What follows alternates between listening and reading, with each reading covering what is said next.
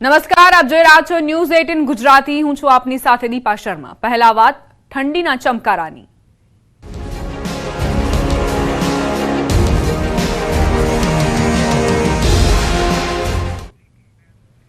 રાજ્યમાં 2 દિવસ બાદ ફરી ઠંડીનું જોર વધશે. ઠંડીને લઈને હવામાન વિભાગની આગાહી. રાજ્યમાં 2 દિવસ તાપમાન યથાવત રહેશે. 2 દિવસ બાદ 2 થી 3 ડિગ્રી તાપમાન ઘટી શકે છે. વેસ્ટર્ન ડિસ્ટર્બન્સના કારણે તાપમાનમાં ઘટાડો થશે. हाल उत्तर पूर्वना पवनों की असर वर्ताई रही है.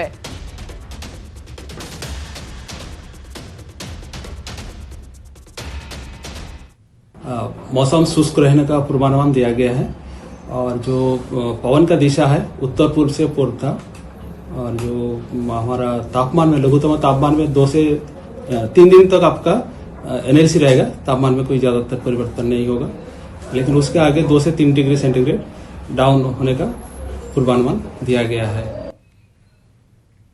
उत्तराखंड में भारे हिमवर्षा થઈ રહી છે. તાપમાનમાં ઘટાડો તેમજ બરફના કારણે કૃત્રિમ તળાવ સંપૂર્ણપણે થીજી ગયું છે. વધતી જતી ઠંડીના કારણે નળમાં આવતું પાણી પણ જામી રહ્યું છે, જેના કારણે લોકોને ભારે જહેમત ઉઠાવવી પડી રહી છે. ફરી એક વખત હવામાનમાં પલટો આવી રહ્યો છે, જેના કારણે સોમવાર સુધીમાં ફરી એકવાર પહાડોમાં હિમવર્ષા થવાની સંભાવના વ્યક્ત કરાઈ છે. પરંતુ હવામાનમાં પલટો આવતા રાત્રિનું તાપમાન પણ માઇનસ થઈ રહ્યું છે, જેના કારણે પહાડોમાં તીવ્ર શીત લહેર જોવા મળી રહી છે. यहाँ का टेम्परेचर -2 डिग्री -3 डिग्री होगा अभी, और यहाँ नगर प्रशासन के द्वारा काफी अच्छा अरेंजमेंट किया गया है. पूरी लकड़ियाँ प्रॉपर काट के जलाई गई हैं. हाँ, और सारी साफ सफाई है, बहुत अच्छे से सफाई हम है. काफी एंजॉय कर पा रहे हैं उस चीज को. अच्छा है. આગળ વાત માતા પિતા થઈ જજો સાવધાન.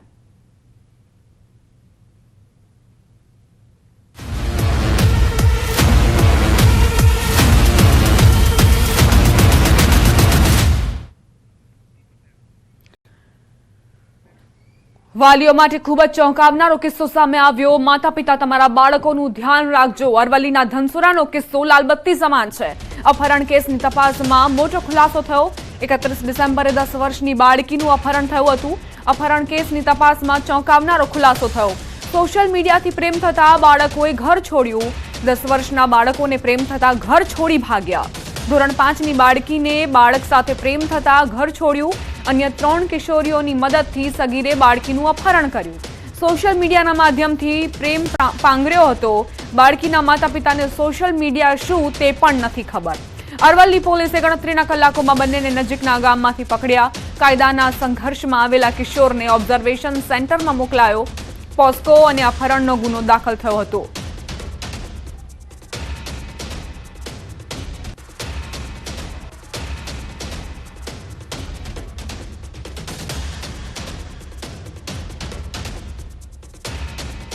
જો તમારું બાળક પણ સોશિયલ મીડિયાનો ઉપયોગ કરતો હોય તો ચેતી જજો, કારણ કે આ લાલબત્તી સમાન કિસ્સો છે. તેનાથી ખરેખર બોધપાઠ લેવાની જરૂર છે. સવાલ અહીં એ કે સોશિયલ મીડિયા શું સુવિધા છે કે પછી દુવિધા છે? શું મોબાઈલ ઉપયોગ માટે એક સીમારેખા જરૂરી છે, જેના કારણે આપણે બાળકોને તેના દુરુપયોગથી બચાવી શકીએ? વાલી સોશિયલ મીડિયાથી અજાણ છે, બાળકો પાસે મોબાઈલ ઉપલબ્ધ છે અને તેના કારણે જ બાળકો ગેરમાર્ગે દોરાય છે. શું યુવકો નહીં, બાળકો પણ પ્રભાવિત થઈ રહ્યા છે સોશિયલ મીડિયાના કારણે? આ દુષ્પ્રભાવ કેવી રીતે નાબૂદ કરવા, કેવી રીતે તેને દૂર કરવા? શું સોશિયલ મીડિયાએ સંસ્કૃતિમાં બદલાવ લાવ્યો છે અને તેના કારણે બાળકો ગેરમાર્ગે દોરાઈ રહ્યા છે? શું આ સાયબર ક્રાઇમ જેવો ગંભીર વિષય નથી કે તેની ઉપર કડક નિયમ બને અને તેની અમલવારી થાય, જેથી બાળકો સોશિયલ મીડિયાનો જે ઉપયોગ કરી રહ્યા છે તેને મર્યાદિત કરી શકાય?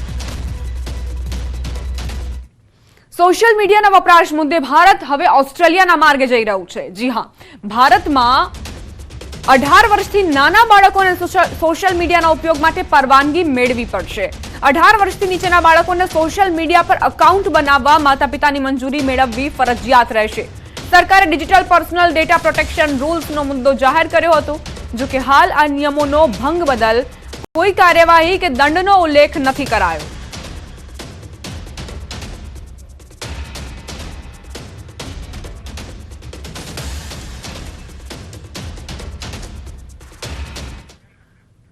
સંવાદદાતા હાર્દિક અમારી સાથે લાઈવ જોડાઈ ગયા છે, તેમની પાસેથી વધુ વિગતો લઈએ. હાર્દિક, અરવલ્લીનો આ જે કિસ્સો છે ખરેખર લાલબત્તી સમાન કિસ્સો છે અને બીજી તરફ સોશિયલ મીડિયાનો જે રીતે અમર્યાદિત રીતે ઉપયોગ થઈ રહ્યો છે તે જ કારણ છે કે બાળકો પણ ગેરમાર્ગે દોરાઈ રહ્યા છે. તમારી પાસે શું જાણકારી?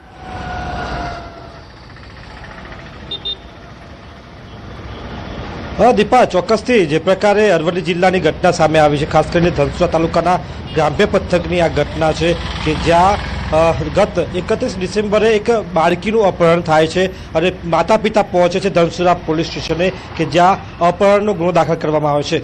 ધોરણ 5માં ભણતી 10 વર્ષની બાળકીનું અપહરણ થવું એટલે કે પિતા પણ ચિંતામાં હતા કે અપહરણ કેમ કરવામાં આવ્યું, પરંતુ પોલીસ દ્વારા જે પ્રકારે તપાસ કરવામાં આવી અને તપાસ બાદ જે પ્રકારે ગણતરીના કલાકોમાં જે પ્રકારે ટેકનોલોજી અને હ્યુમન સોર્સના મદદથી જે બાળકી તેમજ અપહરણકર્તાની અટકાયત કરવામાં આવી, ધરપકડ કરવામાં આવી અને ત્યારબાદ દીપા બહુ મહત્વના ખુલાસા થયા છે કે જે પ્રકારે ખુલાસા થયા છે જેમાં સોશિયલ મીડિયાથી જે આ કિશોરી છે ધોરણ 5ની 10 વર્ષની, તે એ અન્ય એક બાળક છે જે 18 વર્ષથી નીચેનો છે, તેના સંપર્કમાં આવી હતી. સોશિયલ મીડિયામાં જે ચેટની મદદથી ચેટિંગ કરવામાં, વાતચીત કરવામાં અને ત્યારબાદ પ્રેમ પાંગળ્યો હતો બંને વચ્ચે અને તેઓ બંને 31 ડિસેમ્બરે બપોરે અને પોતાનું ઘર છોડી દે છે અને અન્ય જે 3 કિશોરીઓ છે તેમની મદદથી ઘર છોડ્યું હતું. અને સમગ્ર મામલે ખુલાસો એ થયો છે કે બંને વચ્ચે જે પ્રકારે પ્રેમ પાંગળ્યો એની પાછળનું કારણ છે સોશિયલ મીડિયા. શ્રમિક પરિવારની જે બાળકી હતી, શ્રમિક પરિવાર જાણતો નથી કે સોશિયલ મીડિયા શું છે, જે એપ્લિકેશન શું છે, પરંતુ જે પ્રકારે સોશિયલ મીડિયાનો દુરુપયોગ જોવા મળ્યો છે, વાલીઓ માટે આ ચોંકાવનારો કિસ્સો છે, લાલબત્તી સમાન કિસ્સો છે કે પોતાનું બાળક મોબાઈલમાં શું કરી રહ્યું છે તેવું તેમને હવે જાણ રાખવી પડશે. દીપા. જી હાર્દિક, આપ જોડાયેલા રહેજો અમારી સાથે મનોચિકિત્સક ખ્યાતિબેન પણ જોડાઈ ગયા છે. ખ્યાતિબેન, મને એ સમજવાનું છે તમારી પાસેથી કે એ બાળકની મનોસ્થિતિ કેવી હશે કે જે સોશિયલ મીડિયા જોઈને આ બધું શીખી રહ્યો છે. 10 વર્ષની બાળકી છે અને તેની મદદ કરે છે 3 કિશોરીઓ, સાથે જ એક અન્ય બાળક છે જે અપહરણને અંજામ આપે છે. સોશિયલ મીડિયાનો ઉપયોગ કરીને આ બધું શીખી રહ્યા છે. હા, સૌ પ્રથમ તો આ સોશિયલ મીડિયા છે, નાના બાળકો સોશિયલ મીડિયા યુઝ કરી રહ્યા છે. સોશિયલ મીડિયાના જે પર્પઝ છે એકચ્યુઅલ કે તમે એકબીજા સાથે કનેક્ટેડ રહો, તમે એકબીજાના અપડેટ્સ આપો, એ જે મેચ્યોરિટી જોઈએ આ બધા પર્પઝ સમજવા માટે નાના બાળકોમાં આ મેચ્યોરિટી નથી હોતી. એ લોકોનો હજી વિકાસ થઈ રહ્યો છે, પૂરેપૂરો ડેવલપમેન્ટ એમનું થયું નથી અને તેના લીધે એ સોશિયલ મીડિયા પર જે ના પકડવાની વસ્તુ હોય કે જે વસ્તુ ઇગ્નોર કરવાની હોય એવી જ બધી વસ્તુ વધારે પકડે છે કે જેમાં કે એકબીજાના ક્રશીઝ હોય, પ્રેમ ઉપર બધું અલગ અલગ શેરો શાયરી કે સ્ટોરીઝ ને એ બધું હોય કે આ બધાથી આપણે જે કહીએ ને કે અંજિત થઈ જાય છે બાળકો અને એવું માનવા માંડે છે કે હા ભાઈ પ્યાર કે સિવા ઓર કુછ નહીં, તું મિલે દિલ ખિલે ઓર જીને કો ક્યા ચાહીએ, આ ટાઈપના બધા સોંગ્સ કે આ ટાઈપના બધા સેઇંગ્સ કે એ બધું જે બાળકો વાંચે છે, જોવે છે, તો એ લોકોની માનસિકતામાં એવી અસર પડતી જાય છે કે હા પ્રેમ જ બધું છે. અને એ લોકો આ જે એજ છે 10 વર્ષની, આમ આપણે એવું કહીએ કે ટીનેજ જે છે કે જે 12-13 થી ચાલુ થઈ અને 18-19 સુધી ચાલતી હોય, પણ અત્યારના બધા જ પ્રીમેચ્યોરલી ટીનેજમાં આવી જાય છે. એટલે 9-10 વર્ષના બાળકો જોઈએ, છોકરીઓ જોઈએ તો એ લોકોને મેન્સ્ટ્રુએશન એટલે કે માસિક પણ ચાલુ થઈ જતું હોય છે અને ઇમોશનલી પણ જોઈએ તો હોર્મોન્સ પણ બધા છોકરી છોકરામાં આ ઉંમરે એનું સર્જ થતું હોય છે, જેનાથી એ લોકોને પણ આવા બધા ઇમોશન્સ ફીલ થવા માંડે છે. બુદ્ધિ મેચ્યોર નથી થઈ પણ હોર્મોનલ ચેન્જીસના લીધે એ લોકોની આ બધી ઈચ્છાઓ જે છે એ પ્રબળ થતી જાય છે અને લેક ઓફ મેચ્યોરિટીમાં એ લોકો આવું માની લે છે અને આ ટાઈપનું પગલું ભરી શકે છે. જો કે આ જે આપણે કિસ્સો જોયો એ ખરેખર રેર કિસ્સો છે. એક માનસિકતા બીજી એવી પણ હોઈ શકે કે કદાચ ઘરે એમને બહુ સારું ન ફાવતું હોય, સ્કૂલમાં સારું ન ફાવતું હોય, એ લોકો આ વાતાવરણમાં એટલા એડજસ્ટ ના થઈ શકતા હોય, તો એક જે આપણે કહીએ ને એસ્કેપિઝમ તરીકે પણ એ લોકોએ આ રસ્તો લીધો હોઈ શકે કે ચલો પ્રેમમાં જ આપણે લોકો જતા રહીએ, આ બધી દુનિયાની ઝંઝટમાં પડવું જ નથી, એટલે આ એક ટાઈપનું એસ્કેપિઝમ પણ હોઈ શકે. ડોક્ટર ખ્યાતિ, આ જે કિસ્સાઓ બની રહ્યા છે આજકાલ અને જે બાળકો છે તેમનામાં એટલી સમજ જ નથી અને તેઓ આ પ્રકારની ઘટનાને અંજામ આપે તો એ વાલીઓને હવે શું કરવું? કારણ કે શ્રમિક પરિવાર હતો અરવલ્લીના કિસ્સામાં અને તેને તો એવી જાણ બી નહોતી કે સોશિયલ મીડિયા શું, એટલે આ ટેકનોસેવી નહોતા. તો એ વાલીઓને તમે શું સલાહ આપશો? જો નોર્મલ વાલીઓને તો હું એવી સલાહ આપીશ કે તમે તમારા બાળકોનું સોશિયલ મીડિયા મોનિટર કરો, એ લોકો કેટલો ટાઈમ ઓનલાઈન રહે છે, શું કરે છે, કોના ટચમાં છે, એ બધું મોનિટર કરો. પણ તમે જો આ પરિવારની વાત કરો કે જે શ્રમિક પરિવાર હતો અને એ લોકોને સોશિયલ મીડિયા શું એ ખબર નહોતી, તો આ બાળકો પાસે મોબાઈલનો આટલો બધો એક્સેસ આવ્યો કેવી રીતે, એ પણ એક વસ્તુ જોવી પડશે કે પેરેન્ટ્સ એટલે એ વાલીઓએ બાળકોનું એટલીસ્ટ થોડુંક એટલું મોનિટરિંગ તો કરવું જ પડશે કે બાળક શું કરે છે, મોબાઈલ લાવે છે તો ક્યાંથી લાવે છે, શું કરે છે. ધારો કે એ લોકો શ્રમિક છે તો એ લોકો એટલું અફોર્ડ કરી શકે કે નહીં, વી ડોન્ટ નો. અને ધારો કે પણ કરી શકે તો પછી બાળકનો મોબાઈલ યુઝ લિમિટ કરી દેવો જોઈએ. અને ઘણી વખત એવું પણ બનતું હોય છે ડોક્ટર ખ્યાતિ કે ઘણા એવા એપ્સ માર્કેટમાં ઉપલબ્ધ છે, પ્લે સ્ટોર પર ઉપલબ્ધ છે કે જ્યાં બાળકો માટે અલગથી એ એપ્સ ક્રિએટ કરવામાં આવે છે જેથી કોઈ એવી એડવર્ટીઝમેન્ટ પણ ના આવે કે તેઓ જોવે અને પ્રેરાય. તો શું વાલીઓને આપ એ કહેશો કે એવા એપ્સનો ઉપયોગ કરવો જોઈએ જો ફોન આપવું જરૂરી જ છે તો? હા, 100%. આપણે જે યુટ્યુબ છે તો YouTube four kids, Google four kids, આ બધું છે જ કે તો જો પેરેન્ટ્સ ટેકનોસેવી હોય તો એ લોકો આવી રીતનું એનેબલ કરી શકે કે બાળકના મોબાઈલ કે ટેબ્લેટ, આઈપેડ કઈમાં પણ ખાલી આ જે કિડ્સ વાળું છે એ જ ખુલે, બીજું કશું ખુલે જ નહીં. જો પેરેન્ટ્સ આ એટલું હોય ટેકનોસેવી અને કરી શકતા હોય તો ચોક્કસ કરવું જોઈએ.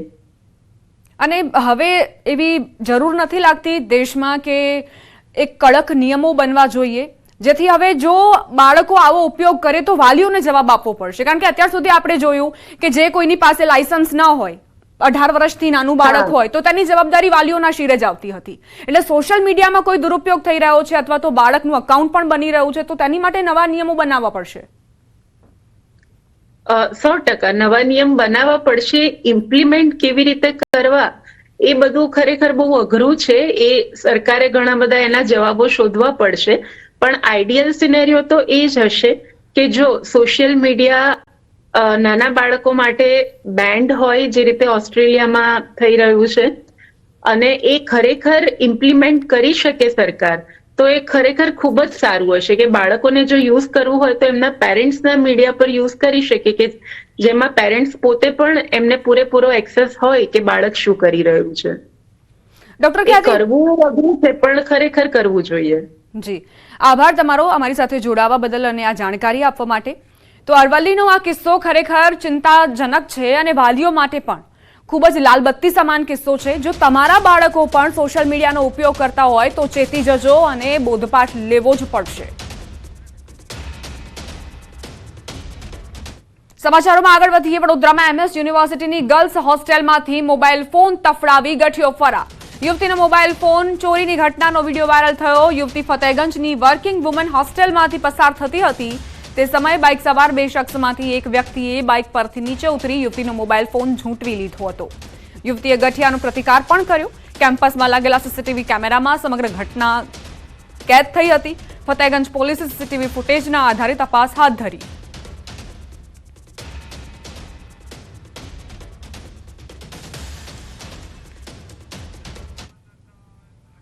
સંવાદદાતા હાર્દિક દીક્ષિત જોડાઈ ગયા છે વધુ જાણકારી સાથે. હાર્દિક, શું ઘટના બની હતી MS યુનિવર્સિટીમાં? બિલકુલ, જો આપણે એક તરફ મહિલા સુરક્ષાની વાત કરીએ છીએ ત્યારે આ MS યુનિવર્સિટી પાસે એવી ઘટના સામે આવી છે કે ચોક્કસથી પોલીસની કામગીરી સામે સવાલ ઉભા કરે. યુનિવર્સિટીની વિદ્યાર્થીની ગર્લ્સ હોસ્ટેલમાંથી બહાર નીકળી રહી હતી, રસ્તા પરથી પસાર થઈ રહી હતી. દરમિયાન જે બાઇક સવાર 2 ગઠિયા જે છે તે આવ્યા હતા અને 2 પૈકી એક જે ગઠિયો છે તે બાઇક પરથી નીચે ઉતર્યો હતો અને જે યુવતી જે છે તેને ટાર્ગેટ બનાવીને તેનો મોબાઈલ જે છે તે છીનવવાનો પ્રયાસ કર્યો હતો. પરંતુ એ યુવતી જે છે દ્રશ્યોમાં જોઈ શકાય છે તેની હિંમતને ખરેખર દાદ આપવી પડે. છેક સુધી તેને આ જે ગઠિયો છે તેને પડકાર આપ્યો હતો અને ગઠિયાને રોકવાનો પ્રયત્ન કર્યો હતો, પરંતુ ગઠિયો જે છે તે ભાગી જવામાં સફળ થયો. થયો હતો. આખી જે ઘટના બની છે તેના સીસીટીવી ફૂટેજ સામે આવ્યા છે, ત્યારે જે ફતેગંજ પોલીસ છે તેમના દ્વારા આ યુવતીનું નિવેદન લેવામાં આવ્યું છે અને ફરાર થઈ ગયેલા જે ઘટિયા છે તેમની શોધખોળ જે છે એ શરૂ કરવામાં આવી છે. દીપક, આભાર હાર્દિક જાણકારી આપવા માટે.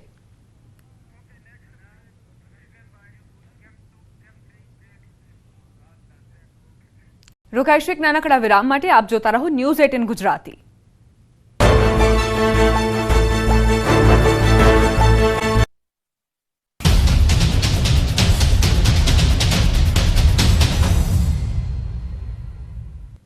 Welcome back. બનાસકાંઠા વિભાજનના વિરોધનો વંટોળ વધુ વકર્યો.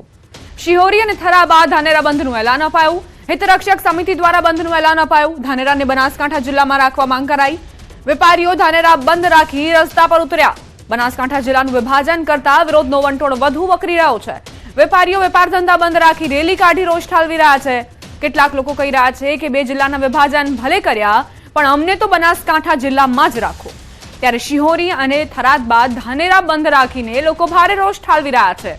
ધાનેરા હિતરક્ષક સમિતિ દ્વારા ધાનેરા બંધનું એલાન આપવામાં આવ્યું. ધાનેરાના લોકોની માંગ છે કે ધાનેરાને બનાસકાંઠા જિલ્લામાં જ રાખવામાં આવે. અગાઉ કાંકરેજના શિહોરીમાં પણ લોકોને બંધ પાડીને રોષ ઠાલવ્યો હતો. બજારો સજ્જડ બંધ રાખી કાંકરેજ તાલુકાને બનાસકાંઠામાં જ રાખવા માંગ કરાઈ હતી.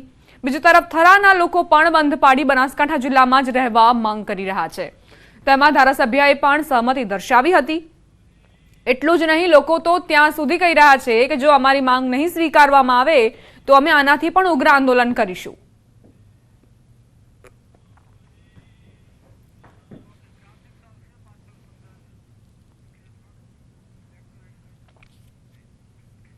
તો બનાસકાંઠા જિલ્લાના બે ભાગ કરવામાં આવ્યા છે અને ધાનેરા તાલુકાને બનાસકાંઠામાં જ રાખવાની માંગ અત્યારે ઉઠી રહી છે. બનાસના બે કાંઠા થયા અને કોની શું માંગ તેની આપણે વાત કરી રહ્યા છીએ. ધાનેરાના બાપલા ખીમતના લોકોને હાલાકીની રાહ ઉઠી રહી છે, જેના કારણે વિરોધ નોંધાવવામાં આવી રહ્યો છે. કાંકરેજ તાલુકાને બનાસકાંઠામાં જ રાખવાની માંગ વધુ ઉગ્ર બનતી જઈ રહી છે. આ વિવાદ શમવાનું નામ નથી લઈ રહ્યો. કાંકરેજને બનાસકાંઠા અથવા પાટણમાં જોડવાની માંગ પણ ઉઠી રહી છે. બીજી તરફ વાવ થરાદમાં ઓગળદેવને અણદેખા કર્યાનો આરોપ પણ મૂકવામાં આવ્યો છે. દિયોદરને ઓગળ જિલ્લો જાહેર કરવાની માંગ ઉઠી છે. એટલે હવે આ બે વિભાજન બાદ વિરોધનો વંટોળ અને વિવાદ વધુ વકર્યો છે. વાવ થરાદ જિલ્લાના મુખ્ય મથક અંગે પણ રોષ ઠાલવવામાં આવ્યો છે.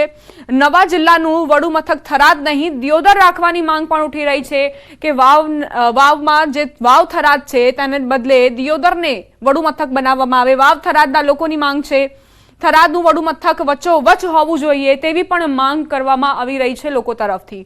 તો આ આખો જે વિસ્તાર છે, કાંકરેજની વાત કરીએ, તેને બનાસકાંઠામાં જ રહેવાની માંગ કરવામાં આવી છે અને સાથે જ મુખ્ય મથક પાલનપુર નજીક પડે તેવી પણ માંગ ઉઠવામાં આવી છે કે પાલનપુર નજીક પડશે એટલે કાંકરેજને બનાસકાંઠામાં જ રાખો. બનાસકાંઠા નહીં તો પાટણમાં જોડવાની પણ માંગ ઉઠી રહી છે.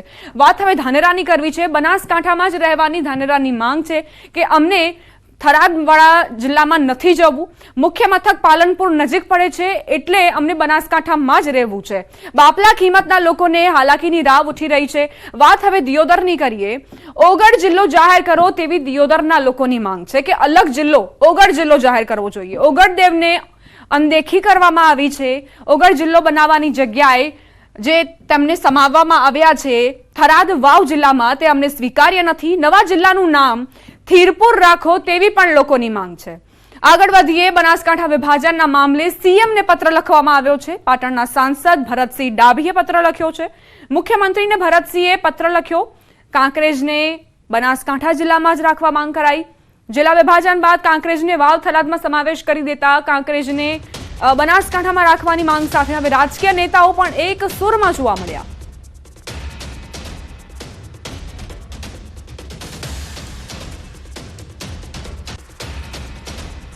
રાજ્ય સરકારે જ્યારથી બનાસકાંઠા જિલ્લાના વિભાજનનો નિર્ણય કર્યો છે ત્યારથી ક્યાંક સમર્થન તો ક્યાંક નિર્ણયનો વિરોધ થઈ રહ્યો છે. બનાસકાંઠામાં 6 તાલુકા અને વાવ થરાદમાં 8 તાલુકાનો સમાવેશ કરવામાં આવ્યો છે, જેમાંથી કાંકરેજ તાલુકાનો વાવ થરાદમાં સમાવેશ કરાતા વિરોધનો વંટોળ ઉભો થયો છે. કાંકરેજ તાલુકાને બનાસકાંઠા જિલ્લામાં સમાવેશ કરવા માંગ કરાઈ છે, જેને લઈ વેપારીઓએ થરા બંધનું એલાન કર્યું છે. થરાના વેપારી તેમજ સ્થાનિકોએ જ્યાં સુધી માંગ ન સ્વીકારાય ત્યાં સુધી વિરોધ યથાવત રાખવાની ચીમકી ઉચ્ચારી છે. બહુચર માતાના મંદિરે બેઠક યોજી તમામ લોકોએ સમર્થન આપવાની તૈયારી દર્શાવી. કાંકરેજના ધારાસભ્યએ જણાવ્યું કે આ મામલે સીએમ ભૂપેન્દ્ર પટેલને રજૂઆત કરવામાં આવશે. લેખિત રજૂઆત કરીશું કે કાંકરેજને બનાસકાંઠા જિલ્લામાં સમાવેશ કરવામાં આવે. એ અમારી જે તાલુકાની જનતાની વિવિધ જે માગણીઓ છે માગણીઓનો ઉલ્લેખ કરી અને અમે માનનીય મુખ્યમંત્રી સાથે આ બાબતે ચર્ચા વિચારણા કરી અને રજૂઆત કરવાના છે. યાત્રાધામ શામળાજી નવો તાલુકો બનવાની શક્યતા. શામળાજી તાલુકો જાહેર કરવા ભિલોડાના એમએલએનો હુંકાર. શામળાજી મહોત્સવમાં નિવેદન આપ્યું. વર્ષ 2016થી શામળાજી તાલુકો બનાવવા માંગ ઉઠી રહી છે. મુખ્યમંત્રીને રજૂઆત કરી દરખાસ્ત કરાઈ છે. વર્ષ 2025માં શામળાજી તાલુકો બનવાની શક્યતા સેવવામાં આવી છે.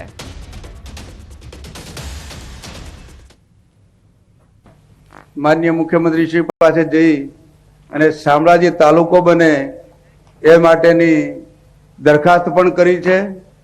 અને આ 2016 થી તાલુકાની માગણી છે. હું માનું છું ત્યાં સુધી આ વર્ષની અંદર આ એક તાલુકો બને અને વિકાસના પંથે જાય અને તાલુકો બનવાથી આખા દેશના અહીંયા નાગરિકો આવે અને સુવિધા મળે એ માટેના અમે પ્રયત્નો કરવા જઈ રહ્યા છીએ.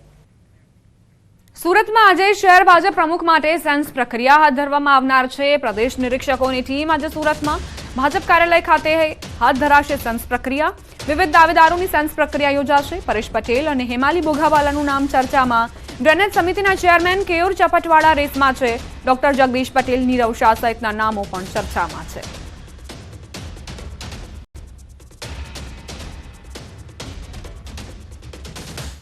BZ પોન્ઝી સ્કીમના કૌભાંડીને કોર્ટમાં રજૂ કરાશે. કૌભાંડી ભૂપેન્દ્ર ઝાલાને કોર્ટમાં રજૂ કરાશે. મહાઠગ ભૂપેન્દ્ર ઝાલાના રિમાન્ડ પૂર્ણ થતા કોર્ટમાં રજૂ કરાશે. 7 દિવસ CID ક્રાઇમની કસ્ટડીમાં રિમાન્ડ પર હતો ભૂપેન્દ્ર ઝાલા. CID ક્રાઇમની તપાસમાં મોટા ખુલાસા થઈ શકે છે. પોલીસ પૂછપરછમાં બહાર આવેલી વિગતો જણાવાશે.